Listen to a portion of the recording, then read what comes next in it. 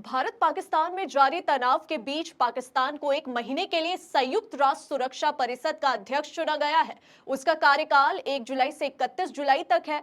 पाकिस्तान ने इसी साल जनवरी में सुरक्षा परिषद के अस्थायी सदस्य के रूप में अपने 2 साल के कार्यकाल की शुरुआत की थी।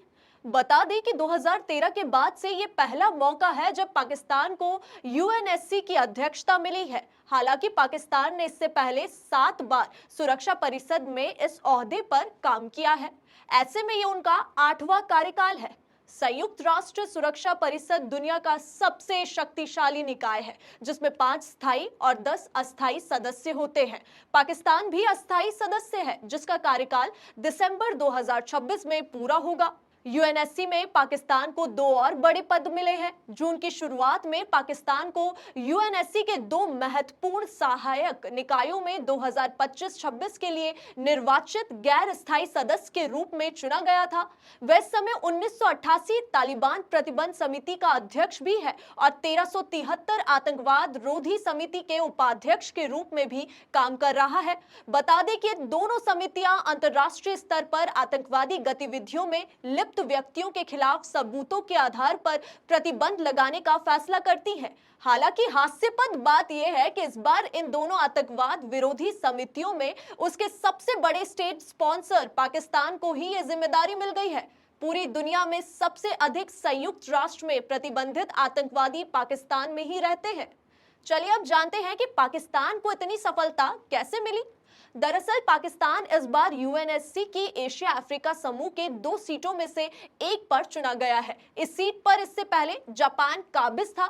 इस समितियों में उप समिति की अध्यक्षता या सदस्यता संयुक्त राष्ट्र सुरक्षा परिषद के अस्थायी सदस्यों के पास ही होती है।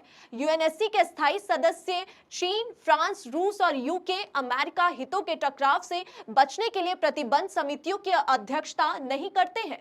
ऐसे में पाकिस्तान के यूएनएससी का अस्थायी सदस्य चुने जाते ही निश्चित हो गया था कि वह इन समितियों में अपनी भूमिकाओं को निभाएगा। अगर पाकिस्तान की जगह कोई दूसरा राष्ट्र होता तब भी उसे ये जिम्मेदारियां दी जाती। ऐसे में पाकिस्तान ने कोई मेहनत कर या बड़ी कूटनीति के दम पर इन सीटों को हासिल नहीं किया है। अब सवाल है कि पाकिस्तान की नई भूमिकाओं का क्या मतलब है। पाकिस्तान संयुक्त राष्ट्र सुरक्षा परिषद का अध्यक्ष है। हालांकि पाकिस्तान सुरक्षा परिषद का स्थायी सदस्य नहीं है। ऐसे में वो ना तो अध्यक्ष के रूप में और ना ही किसी समिति या उप समिति के अध्यक्ष या उपाध्यक्ष के रूप में कोई विशेष शक्तियों से लैस है। ऐसे में इतना सब कुछ होते हुए भी भारत के हितों को नुकसान पहुंचाने की पाकिस्तान की गुंजाइश सीमित है। ऐसे में सवाल ये भी है कि पाकिस्तान की यूएनएससी की अध्यक्षता से भारत को चिंतित होना चाहिए। पाकिस्तान की इच्छा और इरादा संयुक्त राष्ट्र के पदों का इस्तेमाल अपने उद्देश्यों के लिए करने और लाभ उठाने का है। ये लंबे समय से स्पष्ट है और पाकिस्तान 1 जनवरी 2025 के बाद से ऐसे कामों को अंजाम भी दे रहा है। हालांकि यूएनएससी के सहायक निकायों में पाकिस्तान की अध्यक्षता और उपाध्यक्ष की भूमिका संयुक्त राष्ट्र में भारतीय हितों के लिए प्रत्यक्ष कूटनीतिक खतरा नहीं दर्शाती है। लेकिन क्या पाकिस्तान सुरक्षा परिषद की इज्जत तार तार कर रहा है? भारत के खिलाफ नीतिगत साधन के रूप में सीमा पार आतंकवाद के लिए पाकिस्तान की निरंतर प्राथमिकता आतंकवाद को रोकने के लिए प्रभावी साधनों के रूप में परिषद और इसकी सहायक समितियों दोनों की बड़ी संरचनात्मक विफलताओं को दर्शाती है। इसके अलावा इन समितियों में पर्याप्त बहस की कमी, साथ ही साथ इसका सर्वसम्मति मॉडल जहां हर सदस्य को प्रस्ताव पारित करने के लिए सहमत होना पड़ता है।